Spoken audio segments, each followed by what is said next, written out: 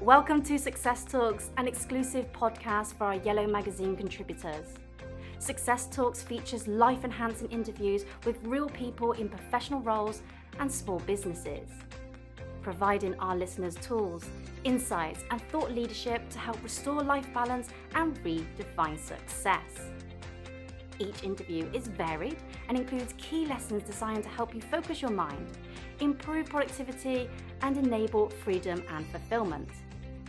Enjoy today's episode. Hello, everyone, and welcome to another podcast by Success Talks. But in this one, it's going to be completely different. Why? Because the topic is authenticity. And I figured I might as well just free flow and see what happens. Normally, I plan these sessions, which you'll be able to tell. Previously, I would have read a script, I would have introduced Marina, but I have none of it. Nothing at all. So let's see what happens. Welcome, Marina. Pleasure Hello. to have you. Like I said, I would normally have a script to introduce you, but I don't. So please, can you introduce yourself? Well, hello, world. My name's Marina. My business is called Apricity Studio, and I help business people of all shapes and sizes determine what their value is in the world of business and how they can grow their brand, their image, if you like, into something that resonates with them, that is really, really true to their personality, to the way they believe business should be done, to their way of working, and that aligns with their goals and their audience. And hence the topic of authenticity. It is something that comes up at least twice a week in conversation in my work. The forever and never-ending question of, can I do that? Can I really do that? You know, is this professional? What will people think if I do that?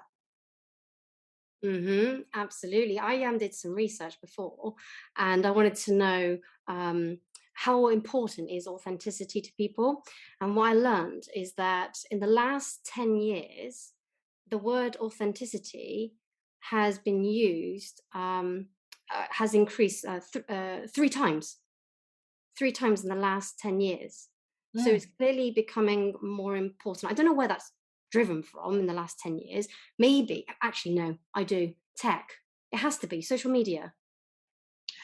Yes, I'm sure. I can, on a more base level, I can also see that because in Maslow's hierarchy, the top tier is self-fulfillment. And I think as we're becoming more affluent as a society and our needs are met better, more of us get into that top tier where we're now looking for that spot of, well, you know, what is my individual contribution to this world and how can I define who I am? Because we are incredibly hardwired to be part of groups, but at the same time, we all feel this really innate need to be unique and to have something that is just ours. And in some people, that's really, really prevalent. You know, that they can't do anything by the book. They just have to be different and they have to stand out. And, you know, come what may, no box will ever be the right shape for them. And others are happier to be part of the group and to fit into that more easily.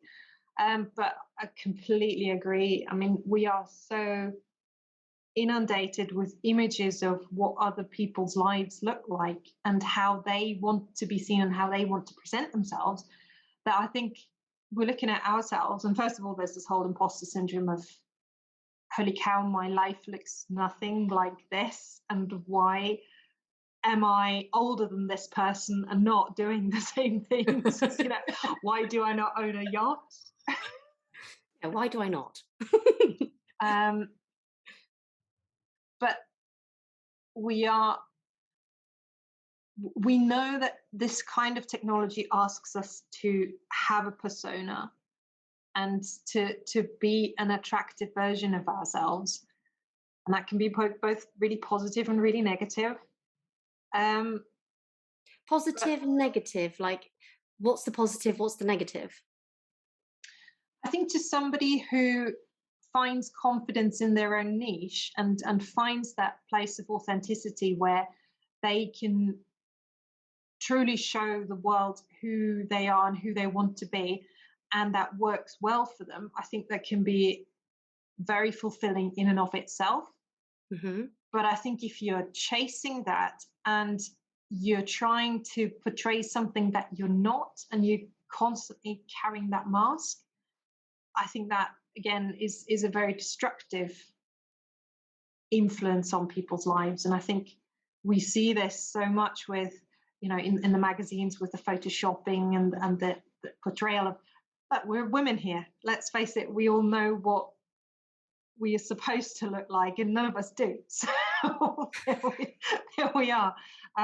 You're either too fat, or you're too thin, or you're too girly, or you're too boyish, Yeah, and you just can't get it right. you just can't get it right. So um, if you haven't found your individual brand of authenticity just yet, and how much you're prepared to share, and how much of your personality do you want to put on the plate, then I think it can be quite overwhelming, Hmm. It must come from especially. our times from school. I was just thinking of, well, you want to fit in and conform to some sort of group, like you have your little cliques, Hmm. and then you start to behave a certain way and you be that thing. And then we just take that into our future and continue that momentum. I think that all of us are individual. We all have something unique, and we know that. That's just, it's all natural to us, and it's beautiful when we're doing things we enjoy. But then when we behave to someone else's expectations, someone else's standards, there's a disconnect. And that's what I see with this online world, is that we're trying to be this thing, whatever this thing is, because we're told it's the best thing. Hmm. It takes us away from that. We feel disconnected. And then that's when we go into a spiral of self sabotage. Like, for example, uh, I talk about going through different zones in life. Like we're on a journey to our destination. In the next 10 years, I'm going to have a yacht. Yes, I am. And so I'm going to navigate myself there. And then there's things that stop me on my way. And on one of the areas is called temporary happiness zone. And when you get there, that's where you do things like go on to asos.com and you buy the outfit because someone on social media has this and this is the next best thing. Like TikTok's a bit like that. It's all about the latest trend, and if you don't have that trend, you're not cool. So you're out of sync of everything, and it's just so overwhelming. Like, how do you know how to be authentic when there's all this noise going on? That is a very big question. And I think, unfortunately, for all of us, the answer is slightly different, because it's very individual to your upbringing, your experiences, your culture, your personality. An introvert is going to feel different in their authenticity than an extrovert might. Um, you know, Religion might come into it, parents might come into it, background, the place you work in may allow certain things. Um, I have in one of my questionnaires of, where do your values sit in how you want to portray yourself? There's the slider of professional and authentic, and it's a sliding scale to certain people, because if you think about, I mean, to me, they're not opposites, but you have to at some point make a choice, because if you're at a doctor's office and they're there dressed in whatever they would wear on the weekend and their hair is blue and they're not wearing their white coat, you would immediately mistrust the situation. Their professional, their ability to do the job would be undermined by them wanting to be individualists. So on the other end, you would expect somebody who is an artist, you would expect a musician or a creative person to be very expressive in the way they dress, and how they show up, and what weird hobbies they have and who they hang out with. For them, wearing a suit and a tie all day every day, that would be disingenuous to what we expect from them. But But then that doesn't mean expecting, that's the thing, we're then expecting. So then are we all the problem? I think individually we're not the problem, but society has a tendency to try and put people in boxes, doesn't it? Uh, I yeah. mean, I saw this brilliant series of YouTube videos. Not that this is something I would watch on Bitcoin and financial services and like all these online financial things. And it was presented by a really, really, really sharply dressed black man with rastas, so he had in his turban, and then he had all his dreads up top, like from Legend. up to his chin. He was like a complete Rastafarian, and then suit and tie and three-piece suit and like super sharp. And he was talking about financial services, and I looked at that and I was like, that's authentic. That's like really cool. That's somebody who knows exactly what they're talking about. They know how they can bring their knowledge, and this is something we mentioned in conversation earlier. They know how they need to dress so that their knowledge can shine in the environment they want to talk in. Because if you turned up in a Bob Marley t-shirt, we probably wouldn't watch that video on Bitcoin just because it's so out of context. Yeah. But if he puts on the suit, it allows the audience to look at him and go, I will give this man the time of my day, my time of the day. And then he has a chance to actually tell us something that's really valuable, and at the same time impress us, and at the same time bring a bit of his culture and his history and his beliefs and persuasion into that whole mix. And I think that's where it's at, finding ways of doing what's acceptable in the workplace, so we're not putting up unnecessary barriers for ourselves, but finding those little bits where your personality can come into it, in the way my emails are full of emojis. I am like the queen of emojis in emails. And to the point where I now teach at university as well, and the uni emails are full of emojis as well, and you get these like really dry ones back from this. Don't like my style. Okay. So yeah, but that's okay. The balance is what you're saying. A balance Yeah. of an understanding the situation, like play it how it is. So if you're trying to get authority and credibility, then there might be somewhat of a standard in terms of like how you're perceived, because it's the full experience of you that comes to the table. It's how you stand, it's how you deliver the content, it's the way that you look. That's the whole package. And it's better to be you and genuine with a understanding of the situation. Yeah.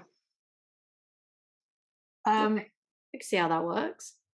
Brené Brown, if anybody's interested or has read Braving the Wilderness, has a really interesting take on what is this wilderness, where anything could happen, but I have to put myself out there in such a way that feels right to me, on the in the full knowledge that it might offend people, that it might not be right for everyone, that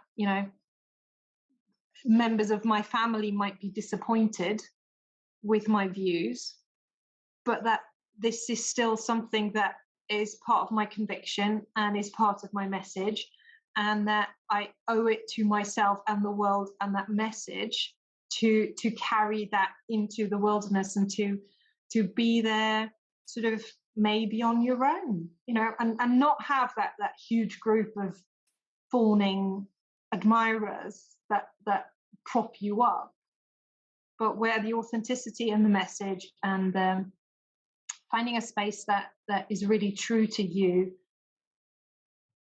is more important and more valuable than being liked and being sort of surface followed, Yep. if that term makes any sense at all.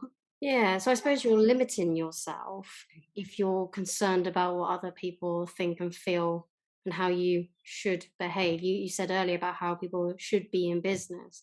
These shoulds are expectations by yourself or other people.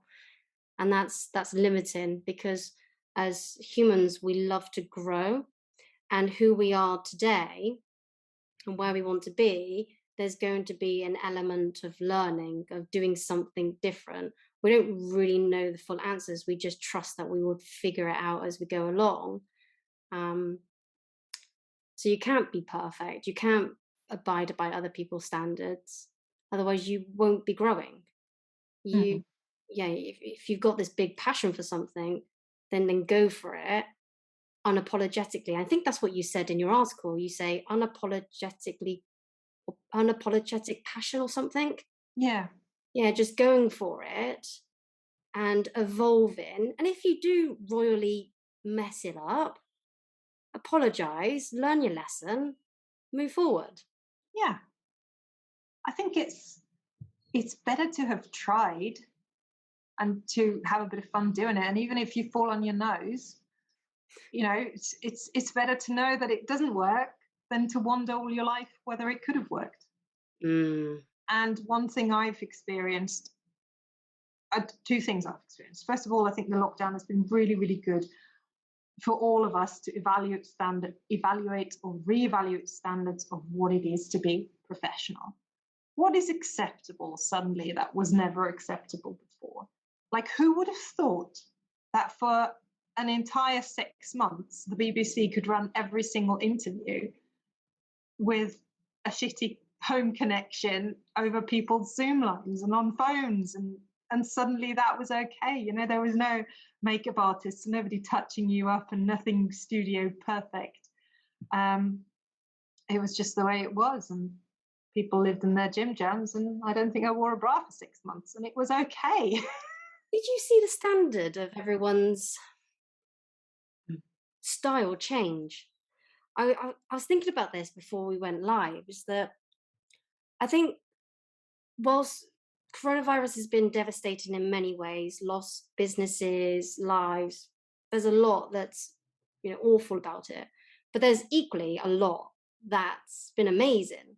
Mm. And I've seen people become themselves since being able to like work from home because they're not hiding away or putting on this persona anymore, that suit and tie when you go into the corporate offices. I remember at Samsung, you'd walk in and it was just suits and ties everywhere. And it was just like, oh, this is so cool. I thought that was cool. Mm. Um, it suited my style then, but then when they changed the rules of, wear whatever you like, it took me a long time to break out of my suit style clothes to something a bit more casual. But in lockdown, meeting people online, their personality just shone through. And eventually they did this, no Mm. bra, no pants. I was in my pajamas a lot of the time and you couldn't see under the desk. I put a top on. I was like, yeah, this is me and here's my cat and whatever, carnage everywhere. Cool. I think they call it professional on top, pandemic on the bottom. Do they? I don't know. I mean, I happen to be wearing jeans today because I was just out earlier. But yeah. But I think when we talk about authenticity, there is a certain danger that it's that we seem to think it's mostly about appearances and how how we dress, what we decide to put on our bodies in terms of hair dye and makeup or no makeup.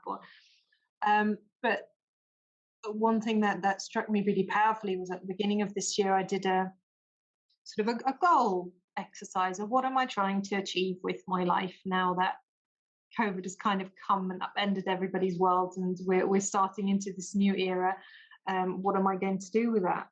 And you get to a point where you've written down everything you like, and I don't know if you've experienced that, everything you would like to achieve, and then you go, and you look at it again, and if I stripped away all the expectations of what society thinks a woman of my age should be doing, what my parents think is appropriate for me to do, what my partner think is appropriate for me to do, what my work trajectory up to this point is, where it's taking me.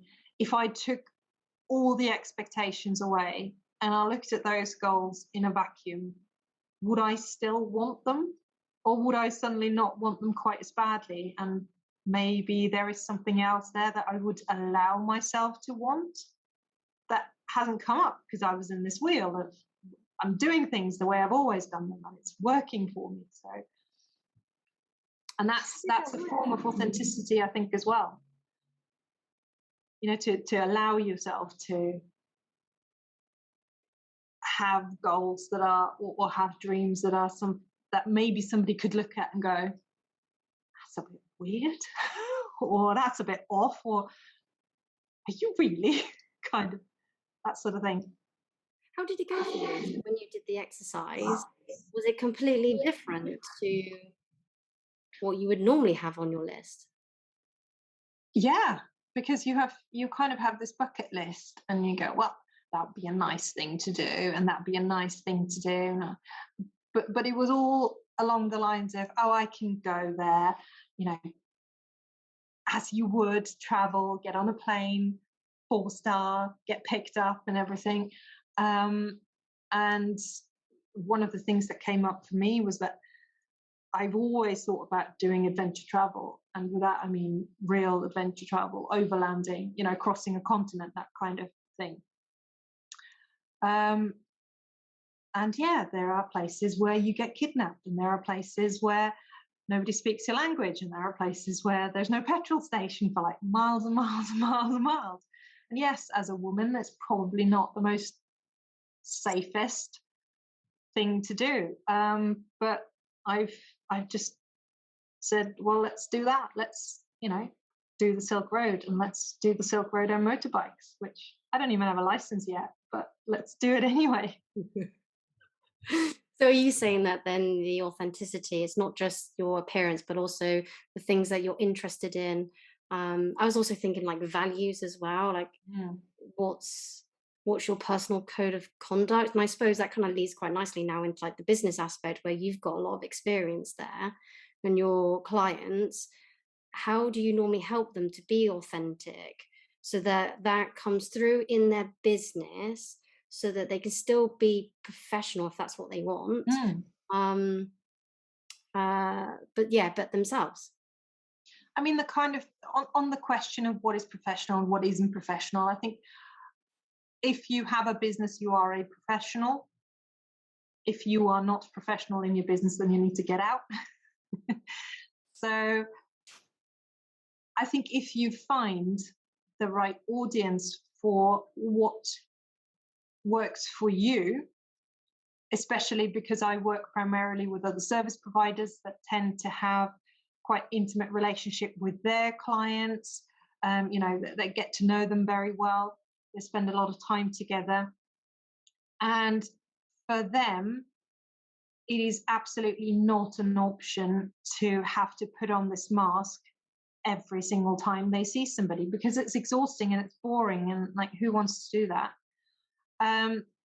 For me, it's really a question of trying to find out in a series of, you know, conversations and sessions and exercises and things that I do with them, how they see themselves, how they see the world, what their process is like, who they would love to work with.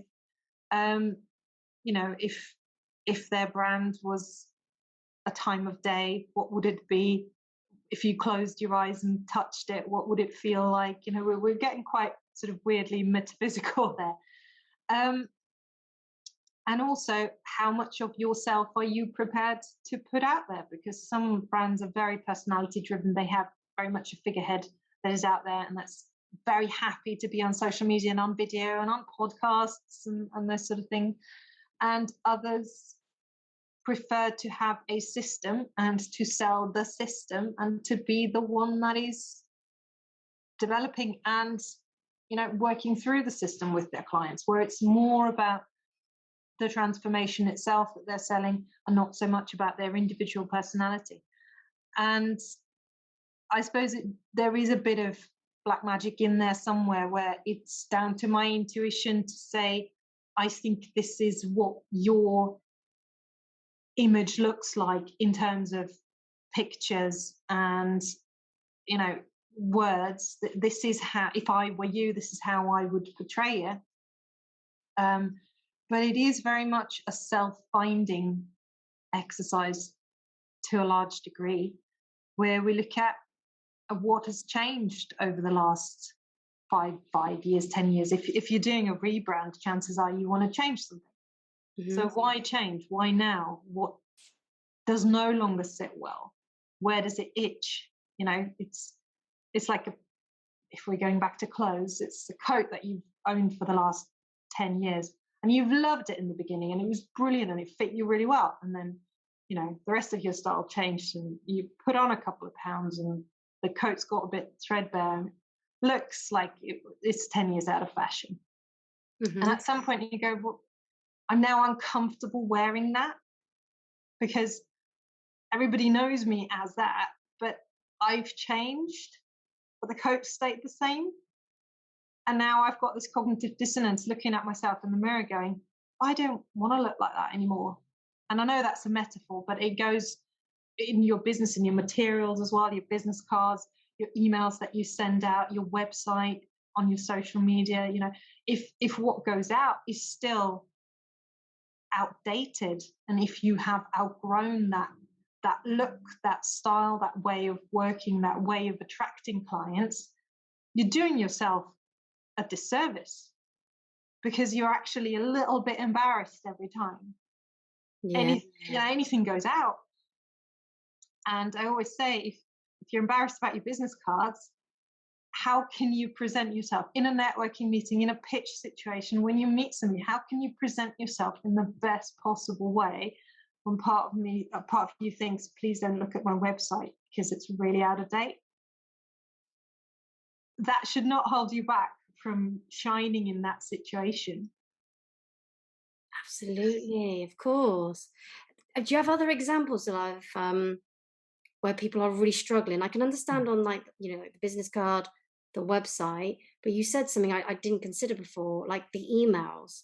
So the style of email is like in terms of like the content or the delivery of it, or if you're like a systems person, maybe it's like a CRM system and it goes in a certain format. Do you have other examples of people they really struggle with? What we look at is brand as a whole, and to those of you who think that brand equals logo, it's a little bit bigger than that. Brand is basically what people think of you once you've left the room. So it's the entire impression that you leave on them. So you're only partially in control of your brand because you put out certain things, but then you have to allow the world to react to it and let them form an opinion of what they've seen and what they've heard and whether they like it, whether it resonates with them or not. So we basically look at, how do you want to come across? What do you want people to feel when they first see you, when they work with you, after they've worked with you? What gut feeling do you want them to walk away with from the interaction? And with everything being online now, the interaction is no longer, oh, I've met somebody face to face and I've had a chance to shake their hand. They might have seen you on Twitter. They might have seen you on Facebook. They might have just had an email. They might have downloaded something of yours and now they're on your mailing list. They might have been on your LinkedIn, on your YouTube. They might have seen you somewhere, heard you somewhere. And there could be 6, 7, 10 interactions you have with people where you don't even know that they're having the interaction. And the question then is, well, is everything you do helping you build this reputation that you want? Or are you, you know, the funny guy on Twitter because it's fun to be fun on Twitter, and you're really serious on LinkedIn, and people can't tell from your LinkedIn profile what you're really doing because all your stuff is on there. And then they look at your website, and your website's from the job you did like 3 years ago, and now you're not really doing that anymore. and none of it speaks the same language. So emails come into it to the degree that you want your email signature to have your branding on it. You want the way you word things to be true to how you would talk when you talk to somebody in person.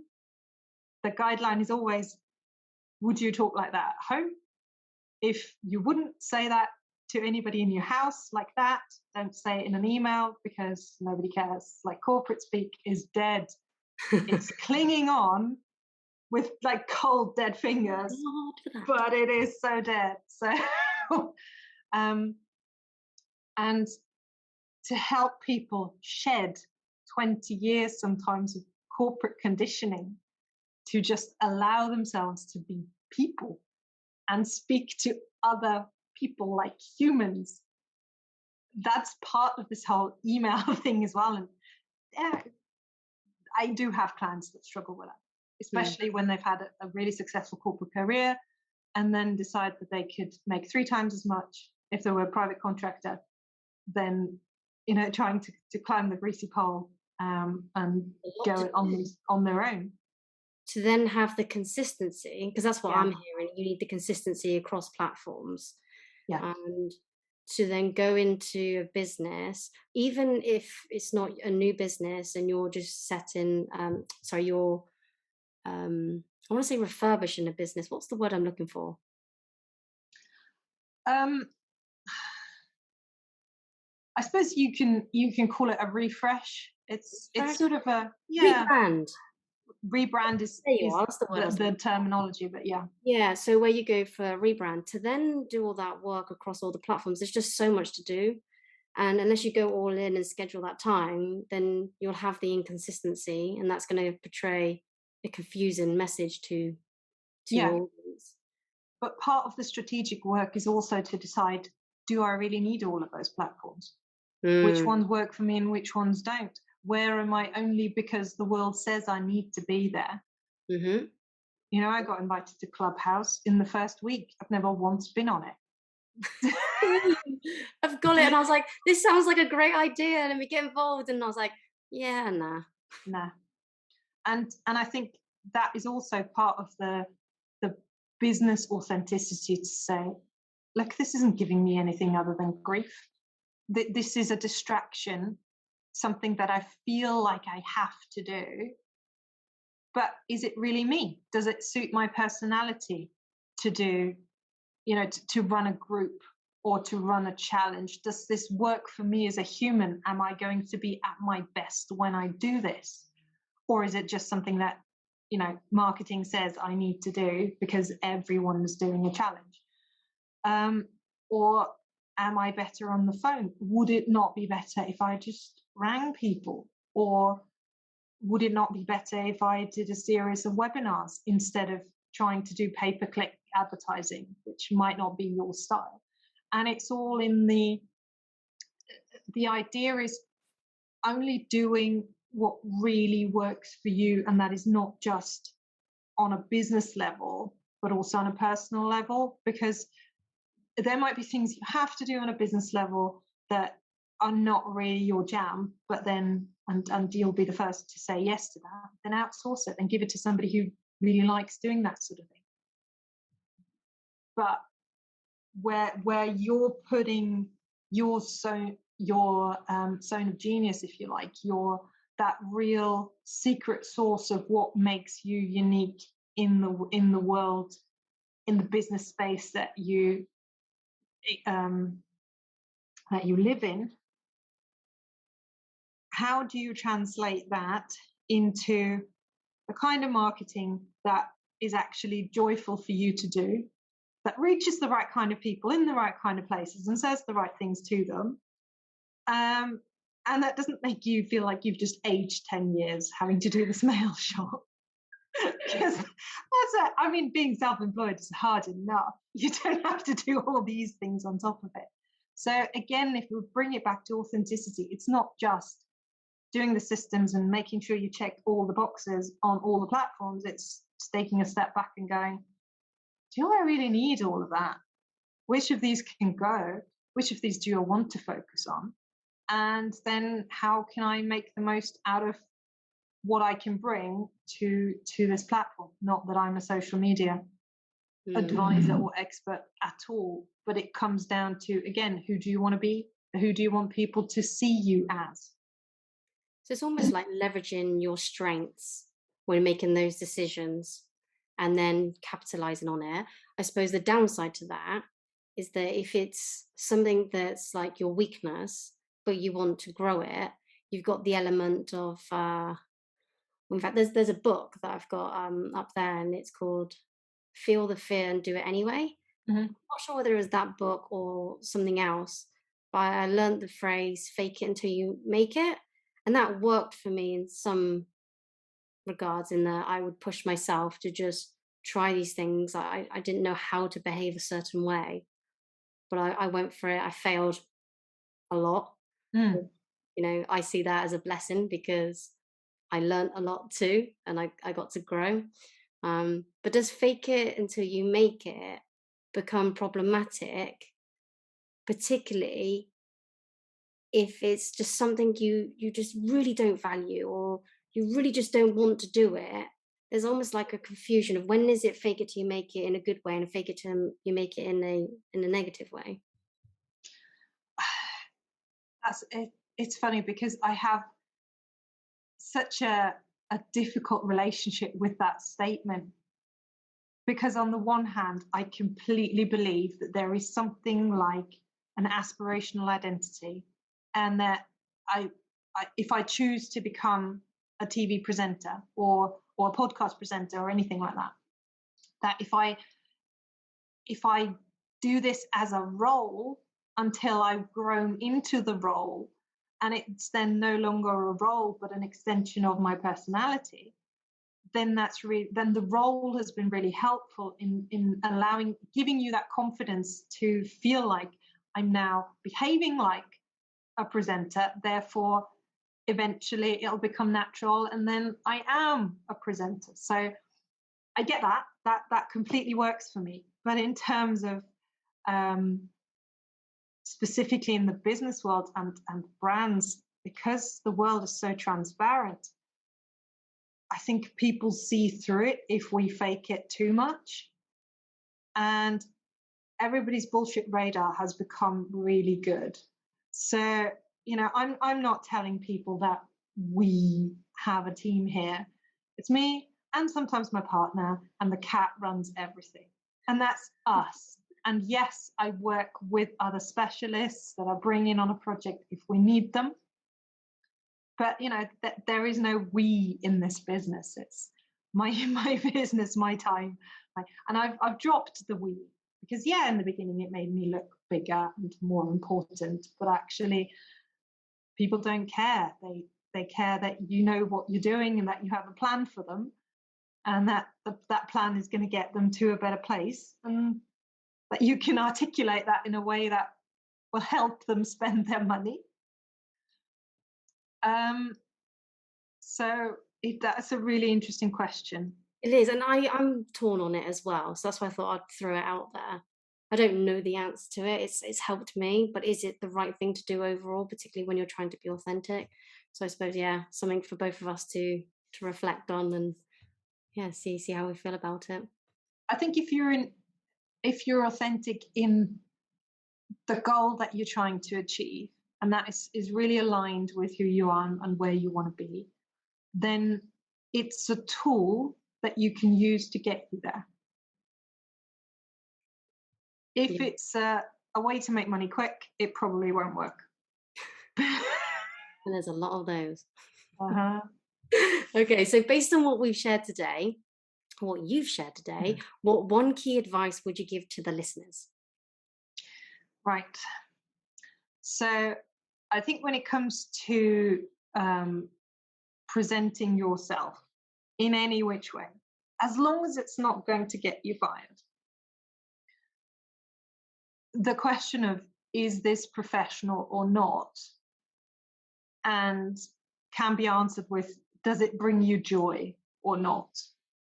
And if it does bring you joy to behave a certain way, or to have a hobby that's a bit weird and a bit out there, or to dress in a certain way, or to speak in a certain way, then go and do it.